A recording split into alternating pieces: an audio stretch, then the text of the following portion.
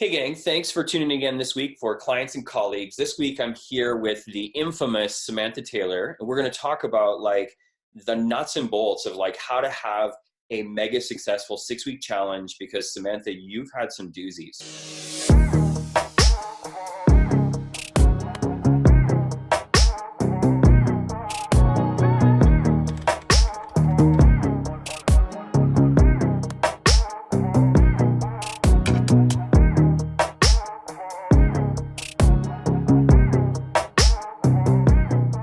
Let's kick it off. What is one thing that you wish you had known when you launched your first challenge? What would have the biggest impact for somebody today? I would say the massive amount of action I'm going to talk to you about today is what got our last challenge, our 15th challenge, to have 480 people in it. So that's a really big challenge. And I didn't do that in the beginning, but I have gotten better and better and better at running the challenges. And you just have to take an all-out massive attack on social media, marketing, everything. That sounds really overwhelming. So 480 people, if you just pick one thing for me to focus on that said, Cable, you won't get 480, but I know you're going to get more people than you ever have if you just did this, what would it be? Well, keep in mind, I have 5 locations. So obviously if you have one, I was only doing about 50 to 100 people. So with 5 locations, that makes a big difference.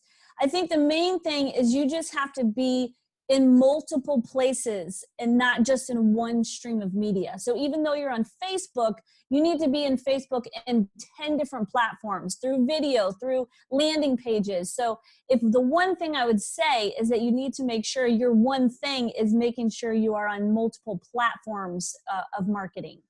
Cool. All right, Samantha, you and I have known each other for a long time. So I know you to be this crazy person that just throws so much stuff at the wall. And that is so fitting for you to say, because that really has been your modus operandi for a long time. So tell me a little bit, or rather tell my viewers, I guess, who are you? Where did you come from? How did you get started? What were the big ups and downs that got you from where you were to where you are today? Yeah, I'd say, gosh, you and I have known each other for over 10 years, right? At least 9. That's a long time. So I was a personal trainer in a large gym. I'll make this very short. And I was doing personal training, kind of running my own business inside of a gym. And I did become the #1 trainer in the company out of 2,000 trainers. But that was also because of knowing how to sell training. So I know you do a lot of sales training, but most trainers don't know how to sell, nor do they want the business side. They just want to do training. So fortunately, I came to my training industry with a sales background, and that was a big contributor to doing that. And then I left the gym environment about 19 years ago to open my own place. So I did not know that I didn't know what I was doing. You know the story that I almost lost everything, and it was very difficult. I went from being the #1 trainer in the company. I was making, I remember on my W-2, I'd made $75,000, and that was 19 years ago. So, actually 21 years ago, before when I left. So I was doing really well, as a trainer. But when I left, I didn't know that I didn't know what I didn't know, if you know what I mean. Right. So I really, really struggled, and I was really crashing. I, really almost lost my house. We got a home equity line, almost lost. It was brutal. So that's actually when I had met you and Bedros, and I started doing the coaching and whatnot. And that was, I'd say, 9 years ago. And that really was a totally different shift in my life, because I went from being the trainer to now being a business owner. And those are 2 totally different things. Sure. So lots of struggles and strife. And like many people, you started from the ground up, like a trainer in a big box gym, now 5 locations, all kinds of ups and downs in between, as we all do, these massive challenges, now recruiting hundreds of people and impacting hundreds of lives. So we know we need to be everywhere. And ironically, I think there's this weird cycle that happens, right? Like when you're a solopreneur, probably working in the big box gym, you were probably already good at being everywhere, right? Because we sort of seem to do that naturally, I think, in the early stages, we were always networking, we were always talking to people, we were probably more proficient at generating referrals than we were on our own when we first established a team. We were just we were just so much enthusiasm around what it is that we were doing. It seemed like it was easy to be in a lot of places. And I think as you become a business owner, you know, it's really easy to get distracted or caught up in majoring in the minor things. So let's talk about, like, you know, you're in your business, whether it's a challenge or other promotion, you want to utilize multiple mediums. Like, how do you go about it? How do you attack that?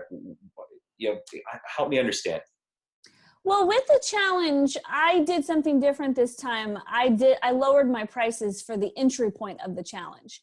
And Okay. I know the reason why I did that is a lot of people are doing the, you know, the free challenges where you win your money back and all that stuff. So I did not ever do that particular type of challenge. I always charge for my challenges. But because I had more people in my industry marketing the free one, I decided that this time I was going to cut my prices in half.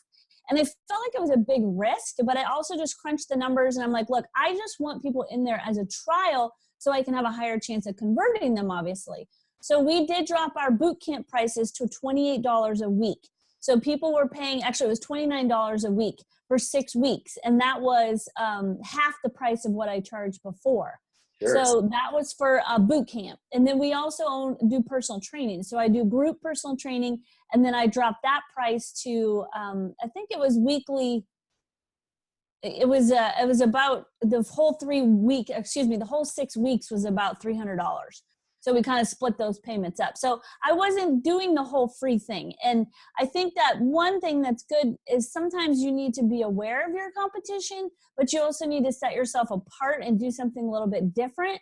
So I think some people got kind of burnt on the free, oh, everything's free. And they always question, well, is this really free? And sometimes when they see a price to it, sometimes they don't question it as much. So, you know, you do need to be sensitive to what's going on in your industry. And that's what I decided to do for this challenge.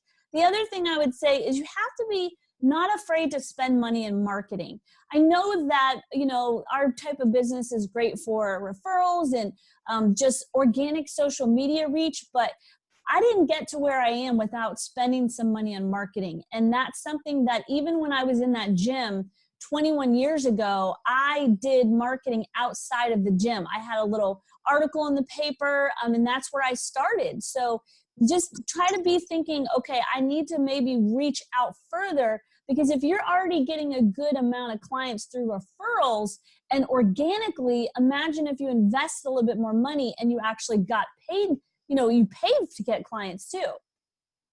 Yeah, so Samantha, like, I think you've already shared like some really, really important things that are worth like just really throwing in people's face in today's world. So number one, like, especially at this present time, like our industry is under heavy commoditization, you know, like it's really interesting that you said that you chose to lower your prices for this challenge, because typically we're all conditioned, don't compete on price, never lower your prices, never relent, never backtrack. And I always said that, you know me, Right. I always told everybody, raise your prices. Right, right. And yet there are times that you understand very well, right? And you kind of touched on it later, in that be willing to spend money to get leads, in the sense that, you know, we don't need to make money on the front end of that offer. All we're trying to do is offset as much cost as possible. Break even is a wonderful thing. But I think especially in the last like 5 to 10 years, we've been so spoiled because direct response marketing like Facebook, etc., it was almost always very easy to recover our investment. But you and Not I anymore. remember, right? Traditional marketing didn't work that way. Like it was, you know, like direct mail was massively expensive for a small potential rate of return. So I think those are important things for people to take away, in that front end offer is not where you make your money. It's the lifetime value of the customer. So keep that in mind, and good on you for choosing a path that deviates from what has become the status quo in the industry.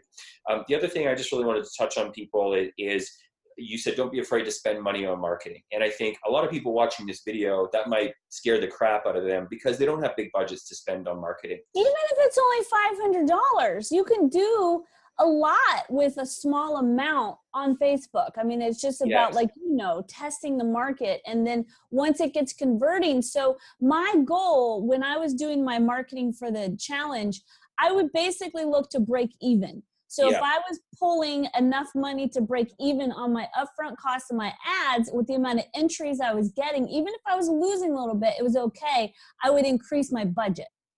Yeah, exactly. And you know me, I'm going to use this as a chance to throw out a statistic or two, right? In that, set your budget based on a percentage of revenue, right? And I always tell coaching clients, like, start to try to achieve comfort with 8% of your total revenue being spent back on marketing. If you can't do 8%, do 5. But I just know from seeing so many businesses that 8% is a good number. And I remember you and I talked, and I think at last you were somewhere around 12 or 13%, which a lot of franchise businesses I've seen over the years are typically 15% or somewhere thereabouts. So it gives people an idea of kind of what other businesses are looking like when you're trying to decide on how much you should spend in your own marketing. And like you said, just try to break even. Or the reality is, guys, like, a 6-week challenge, if somebody has a good experience and good results, what is the probability that they're going to stay, and how long are they going to stay for? I would argue in our industry, the low side of the average is probably 6 months. From probably most people watching this video, somewhere around $150 per month. I mean, that's $900 that you're going to potentially get from that customer. Is that worth it for you to spend $30, $50, $100 a day to acquire them? So yeah, don't be totally afraid to not quite break even on that initial offering, because it's about what happens later. So awesome. I just really wanted to clarify that, because that's great stuff. And let's keep going. Let's talk about, how do I do this? How do I make my challenge really successful? Well, I think the other thing, if you have current clients, I also leverage the people that are already in my program and love it. And then I do points challenges. So the points challenge is a little thing that leads up to the actual 6-week challenge. So I don't want to call it a challenge. I call it a contest, because you don't want to confuse people. So it's everyone that joins the challenge. We're going to have a fun little points contest before the challenge starts. And you tag me, you share about it, you change your Facebook cover timeline to something I give them. So imagine if you have 20 to 30 people all changing their Facebook profile, and it's your advertising for your 6-week challenge. So the points contest is them posting about the challenge. They're tagging me. They're giving the link. So I give them everything. I say, hey, anybody that's doing the challenge, if you want to be in the points contest, this is how you do it. And let me know if you're doing the points contest. And then I only email those people. So you come up with really small prizes. The grand prize was just a spa day. Women, most of us train mostly women, they fight for a spa day. Trust me, they want that spa day. So yeah, go ahead, kid, go ahead. Well, so those are the 3 prizes. So the top prize for the points contest is basically a mini spa day. And I get that donated. So I get that donated because the spa gets to market their product. The second prize is a $100 gift card to the fanciest restaurant in town. And then the third prize is a massage. So like I am pushing my people for like 2 or 3 weeks to market the challenge and get them to win stuff by promoting the challenge too. But then they also get a referral amount. Whoever joins the challenge, they get 20, 30 bucks cash. I'm just thinking, like, mind blowing, like what an amazing thing, because like, never mind the obvious implications of this for like the viral and organic reach that you're going to get in spreading the message of the challenge. But it's like, before people have even started, you're getting them engaged. You're getting them in that habit of participation. You're getting them excited about accomplishment, which, man, I would think that has to really influence compliance when they actually start. Yeah, I really think it's a huge aspect. So, I have done the points challenge, the contest, and again, you don't want to call it a challenge because it gets confusing. The points contest, I have done it every time. Now, the other thing that's really great for the points contest is reviews. So I get my current clients to be leaving reviews. About 3 or 4 years ago, I didn't have any reviews. Literally, I just didn't promote it. I didn't talk about it ever. I just didn't have very many. And then I searched my name one time and I found 1 review and it was negative. And I'm like, what the heck? I didn't even know it was out there. And who cares if you have 1 negative review if you've got 30 or 40 good ones? But if all you've got is 1 bad one, that's not good. Social media does respond by that. So I went on an all-out massive attack to get reviews. We now have between 5 locations between Google, can't stand Yelp, but Google, I focus on mostly Google and Facebook. We have probably a combined over 700 reviews now, and that was just from taking action and doing it. So I do give points towards the contest if you leave a review. Now that's for current members, but I stopped focusing on Yelp. We all know that's an annoying platform. So I really started focusing it even more so on Google reviews instead of Facebook, because Google reviews affects your SEO and your ranking when you have more reviews, and it affects more people coming after your company when you show up on ranking. So I don't even really ask for Facebook reviews anymore. I focus solely on Google. Yeah, that's absolutely good tips for sure. So awesome. So one question about the points contest is prior to, so I mean, I think probably most of us familiar for now, when we're marketing online challenge, usually a landing page, people are registering on the landing page. So in this case, it sounds like they're probably paying, or at least making their first payments on the landing page. Is the points contest like presented to them right there as part of that sales funnel? Only after they buy. So you don't want to introduce anything like that until they purchase. Got it. So once they purchase, they go to a Google form that says, oh, welcome to the contest. Answer these few questions. This is another tip that I recommend doing. It's a medical questionnaire Google form that I can kind of pre-screen any medical issues, their age.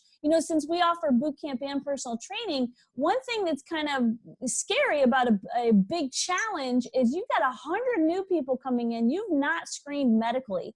If they've got heart problems or knee issues or anything like that, you can't sit down with all of these people.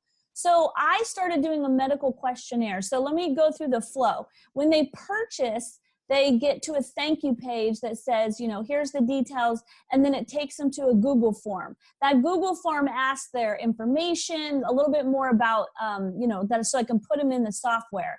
And then I'll ask them any medical questions. Do they have any knee injuries?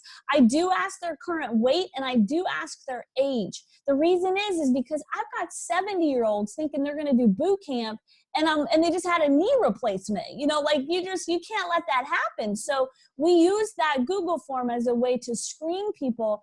And on that Google form is a technical waiver that they have to click the box that says, if you click this box, you're agreeing that you're waiving us of these issues. Because I find it's hard to get that many waivers when you have so many new people coming in and people are slipping through the cracks. So then on that Google form, it also says, we're doing a points contest. You can win prizes and it's really fun and it's only for a couple of weeks. Would you like to participate? If they say yes, then I start emailing them all the details. So I'm not like overwhelming the people that said no, because I don't want to tick them off. I want the people that want to do it. So then I also do that for my members. So when my members join the challenge, they don't have to answer the medical questions because they're already members, but I do say we're doing a points contest. Do you want to be part of it? We had over 100 members that said yes. So they were promoting the challenge, it was nuts. Like the amount of social media that we had just from everyone else posting, it was awesome. Yeah, that makes so much sense. I think that's wonderful. All right, so what else can you share with us in terms of, so we've kind of got some of the initial how to position and prepare that offer. I think this points contest thing is dynamite. Like if people aren't implementing that, I think they're crazy. There's so much opportunity there before the challenge even begins. So what are the next steps? Where does it go from there? Well, so just to wrap up with the points contest, I made a document that says, if you're interested in the points contest, this is how you get points. Go to this document. So it tells them how they get points. Change your Facebook profile.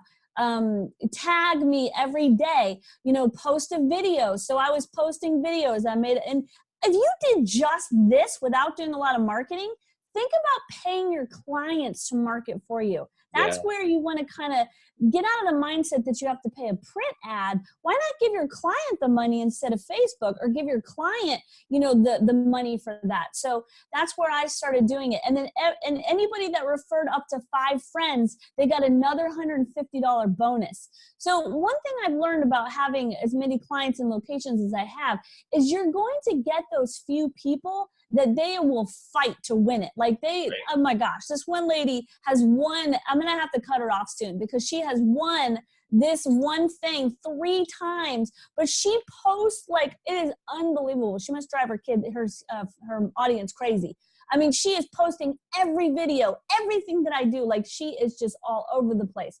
So I will get people that really fight for trying to win these prizes. And that's something that was pretty awesome to see. Now, I will make a sheet that says, this is the points contest. This is how you earn points. Go on Google, review it. On Yelp, people do post there, but those stupid reviews never show, and I don't even talk about them. So I will focus more on Google and on Facebook, and then show them how to get the points. Then I created a video channel on my Facebook page on your playlist, and then it had all my videos promoting the challenge. So I would do like a short 90-second video talking about the challenge. I would do videos that I would post on Facebook. So they would be able to go to my Facebook page, go to that channel, and then just click share. You have to make it easy for them. So I'm telling you, you can imagine how if you get this ball rolling, you can create so much traction without even spending money. I mean, of course, I did spend the money too, but it kind of all works together. Yeah, no, I totally agree. It's like we're all selfishly motivated. So it just makes perfect sense for sure. The other one, just so you know, the last thing that I did was I made the grand prize, which people have been loving this. So the grand prize for the points contest now is a night stay at the fanciest resort in our city. It's on the ocean. I mean, I've got videos of it. I'm like, oh, you could stay here. And people know this room is like $400 to $500 a night. So they fight to win this. And that one last lady's won it 3 times. So I'm going to have to probably tell her next time, hey, you've done 3 this time. You can win some other stuff, but you can't go for the big prize. So they just love this thing, but everyone knows about that place. And then the second prize is to this most expensive steak restaurant in town. It costs $150 just to eat there for 2 people. So just picking something like that is something, not just a t-shirt, people don't give a crap about that, even though I know they do try to get t-shirts, but you need to make it more valuable. And I unfortunately don't get those donated. I do have to pay for those because I can't get this fancy resort to give me anything. They just won't do it. They're too fancy. They're too busy. They don't have to give discounts. So I do pay for that. But I pay what, $900 over that whole thing for all that marketing? It's totally worth it. Yeah. Yeah. And it's like you can't expect everything to be handed to you for free. Free just has no value. We all know that. So even if you're getting prizes and stuff for free, they're usually things people are willing to give away. Therefore, people don't value to win as much. So I think it's important to invest in that. And in the back of my mind, I'm thinking, hey, that's awesome. You live in Florida next to the ocean.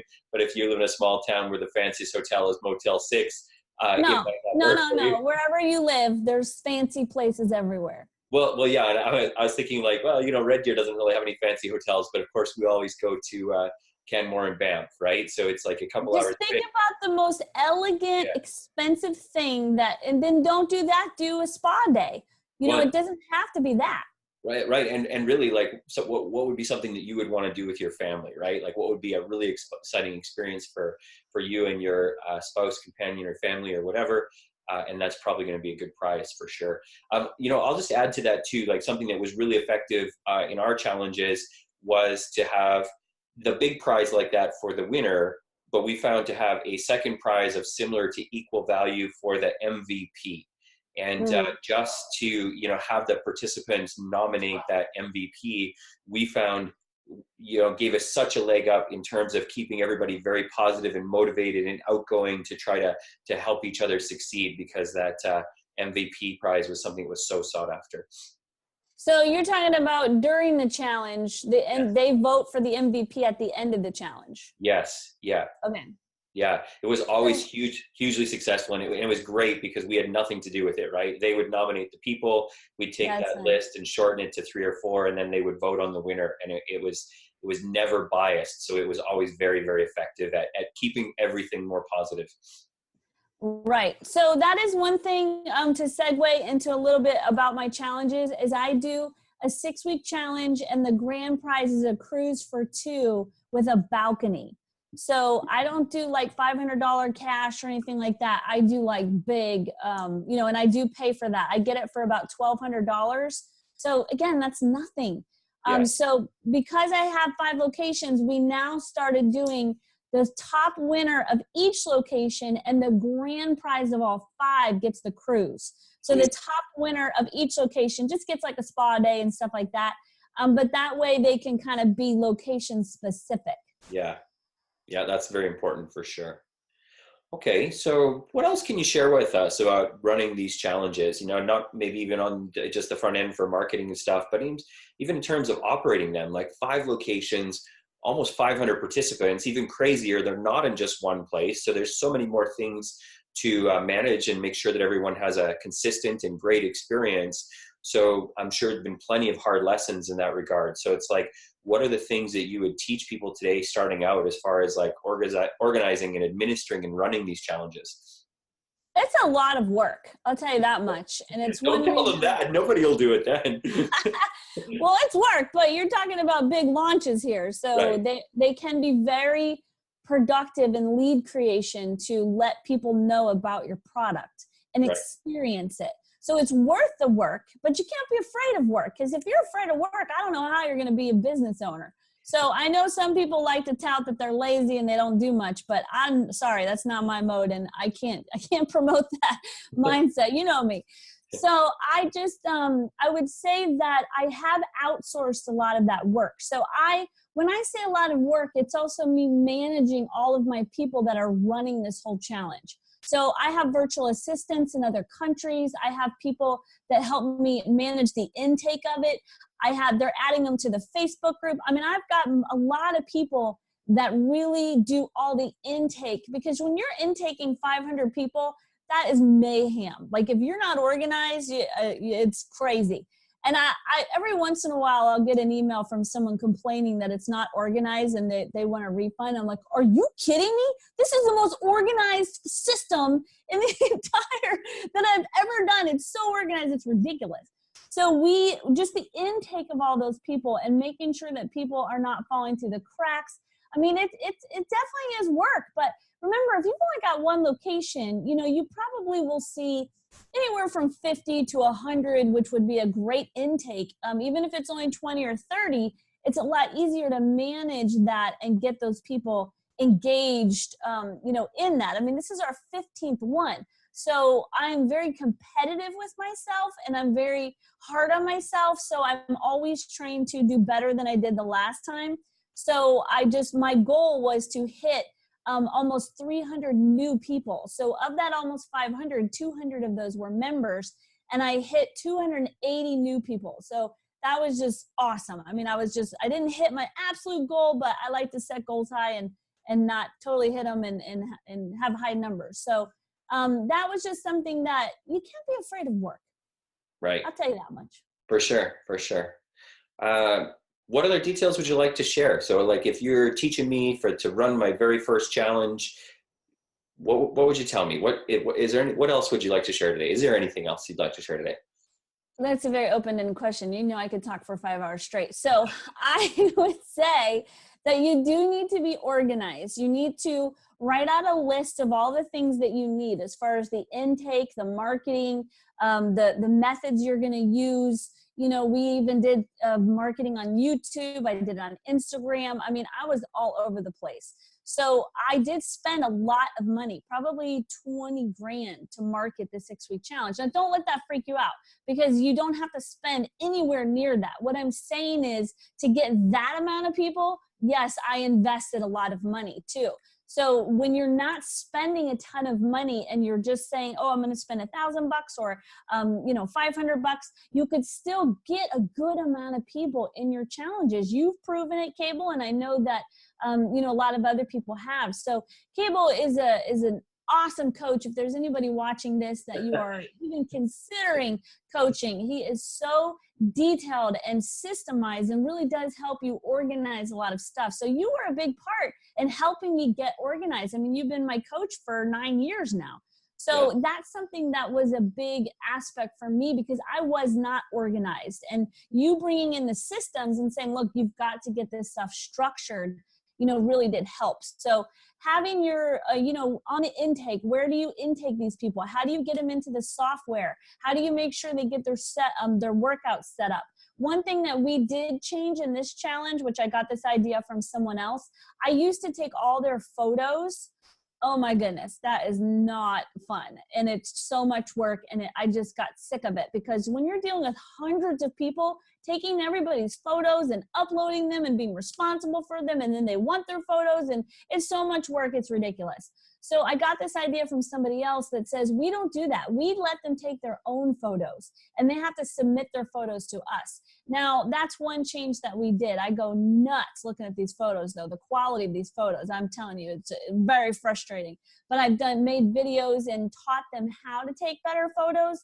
And this time we definitely got the best photos of anyone or any challenge. The other thing that I did this time was, even though we don't take their photos, I set up half-hour segments for the weekend before the challenge started that my trainers were there and they would take a photo with the person's their phone. We did not take it on our phone. It had to be on their phone, and they had to upload the photos to us. So we had about 50% of our people let us take their photos, but again, it wasn't us managing their photo on our camera, it's totally different. Yeah. Yeah. It's funny because it sounds like such a simple thing, but as we've all learned, it's totally not, right? Like between names and faces and whiteboards and a bazillion different ways to try to do it. You're right. It is a boatload of work. So I think that, Samantha, was a really great segue to maybe ask a different question. With all the success that you've had with these challenges, unfortunately, there's probably been some pretty big failures at times too, and a lot of things that have went wrong. And that might be a really interesting thing for people watching this to hear today is like, what were some of those, big mistakes? What were the things that went wrong that you would never do again? That's a tough question. I can't say. I've done it 15 times now, so I feel like I've honed in a lot of the issues I had before. Mm-hmm. That main issue I was talking about, the intake of people. Just the photos being the big one. The intake of the photos. Now, our people don't like that because we don't weigh them. So right. They have to weigh themselves. And people are like, what if they lie? So I do make them take a picture of their feet on the scale. Now, could you have held a weight? Yes, but if you're going to lie, that's between you and God. I'm not going to police your lying about trying to win a cruise. Right. So I let go of that. And part of that is letting go of that control. But I would say the biggest mistake, gosh, I don't mean to be pompous. I honestly can't think of one right now because I feel like I've improved it so much. The one thing that I really improved this time was I started going for consultations for membership after 1 week of the challenge starting. So one thing you don't want to do, and because we have all the intake of those people, we don't do orientations and we don't do a sit down with them. So we're taking all these people in when they have not even been in my studio. So before, I used to do a consultation with them for about membership and whatnot, about 3 or 4 weeks in, but that's too late. So after 1 week, I started promoting consultations to sit down with our salespeople and to go over membership. So I did have the largest conversion of any contest I've ever had this time as well. So I would say in a contest, my experience, I don't know if this is yours, but the amount of people that actually finish the 6-week challenge, what percentage are you seeing for that? Yeah, and so this is a great question. And I would say it would be very typical to be on the low end of 50% and on the high end of around 65%. Like that range, I think is what finishes. Okay, good. I thought I had a problem. So I'm about the same. Yeah. And it doesn't make any sense because they get so much support. We have an accountability coach that they have to text them. It does though, right? It's just the 80-20 principle. We know that it applies everywhere in life, right? Right. So that's my experience. I do find that about 50% finish, maybe 60. But and then of those 50 or 60%, we converted about 40% to 50 to membership. Got it. I'd say closer to 40 to 50. So those are really good numbers. Now, remember, I had almost 300 people in the challenge. So if we had 150 finish, and, 40% joined, we brought on almost 80 members from that challenge. Yeah. Yeah. So like, just take that into consideration for a moment. Like 80 people, average lifespan on the low side, 6 to 9 months, whatever your monthly fee is. It's like you start to see the power of this, even though it feels scary, right? So it's like I asked you kind of like what the big failures were, but inadvertently we've kind of got there in the sense of like, I think people have that expectation that 100% of people that start will finish. They won't, right? And that 100% of those that finish will sign up. They won't.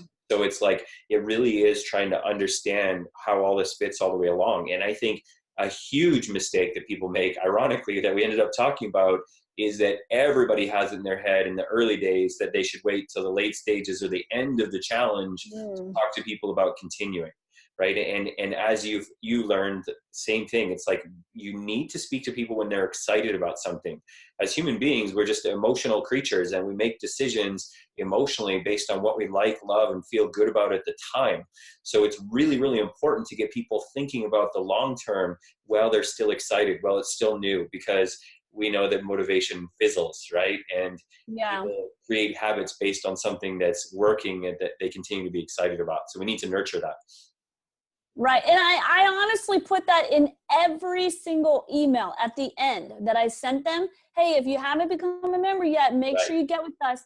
This time I also did a discount offer, 50% off the first payment, but they had to do it by the 3rd week of the challenge. And if they did not do it, they were going to lose that 50% off. So I did that. And I really think that helped too, because it gave a deadline.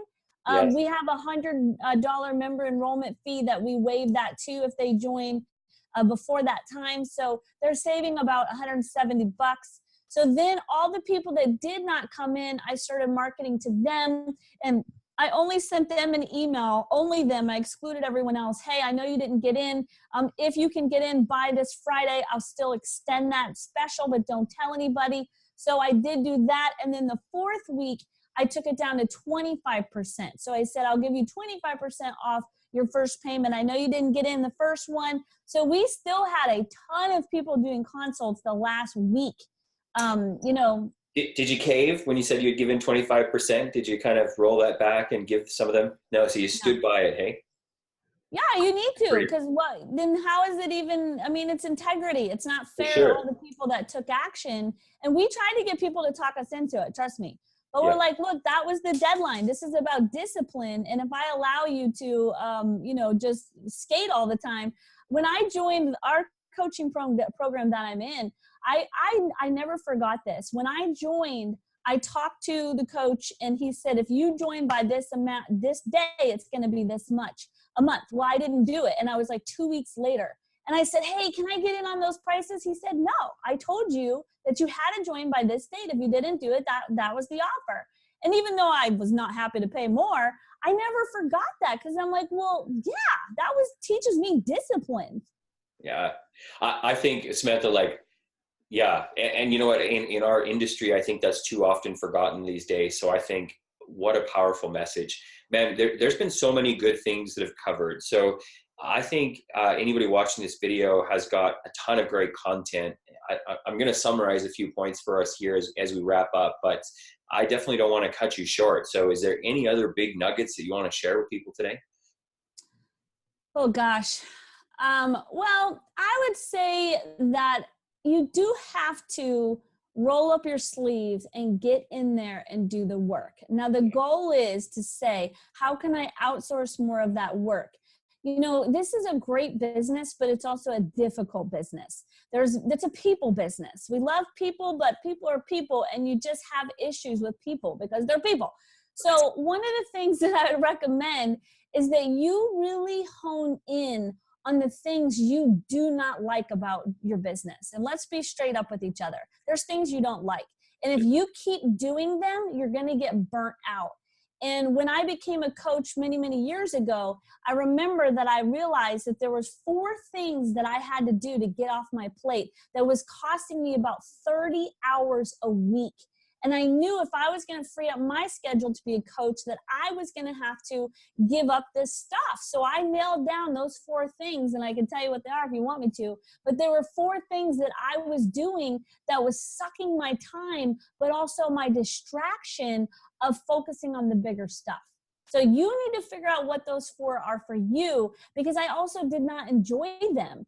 But it was about 30 hours a week of my time that I hired someone else to do that for me.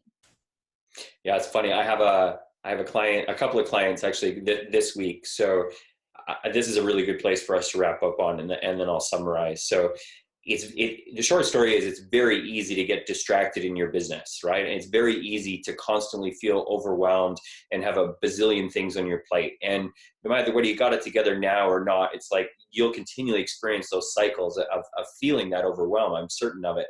But just we're all talking in the fitness industry here, and it's like we all know the value of having a client keep a nutrition journal for a period of time to understand and see for themselves the areas that they're falling short, because that's how we kind of initiate change with people's habits. But ironically, the same can be true for us of entrepreneurs. And with my employees over the years, we always used a simple thing called a time journal, where at the last 10 minutes of each day, people would simply make a list of all the things they accomplished each day and the amount of time it took them approximately. They didn't have to write paragraphs what they did, but just kind of point form summary of here's what I did today and here's how much time it took. And it's much like keeping a food journal, right? And us as entrepreneurs, it's a great practice to do for 7 or 10 day periods, just to see where our time is being eaten up, because it's so easy to fall into that trap of overwhelm.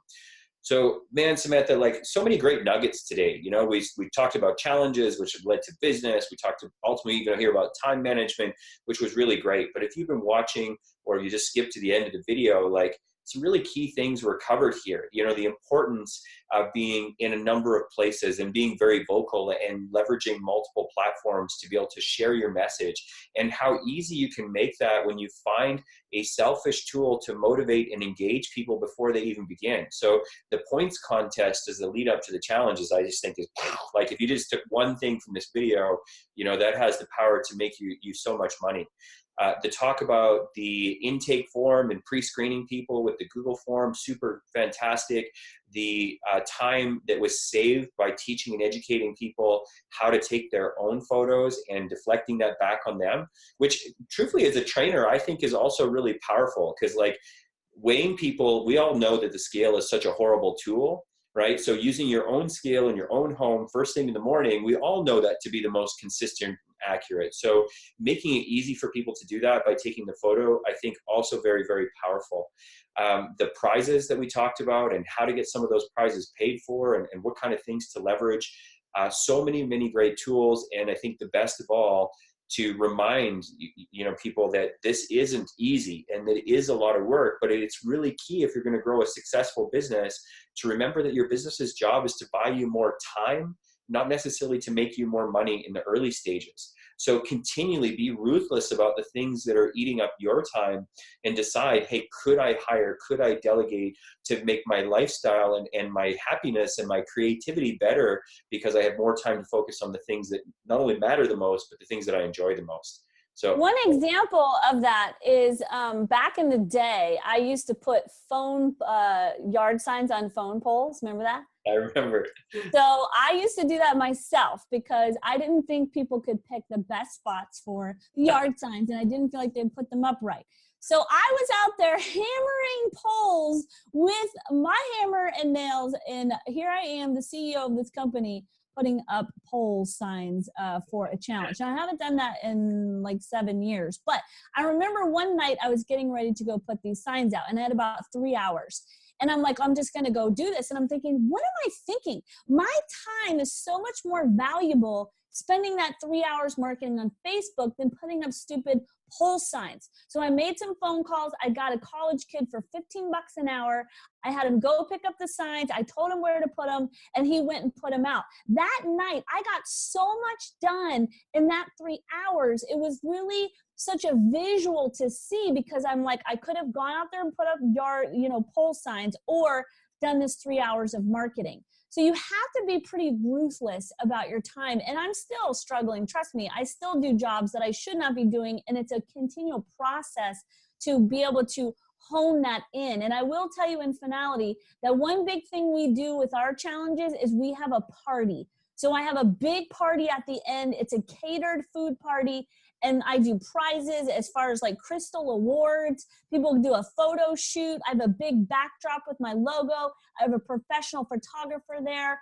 It really makes a finality to that, I think, as well, to celebrate that at the end.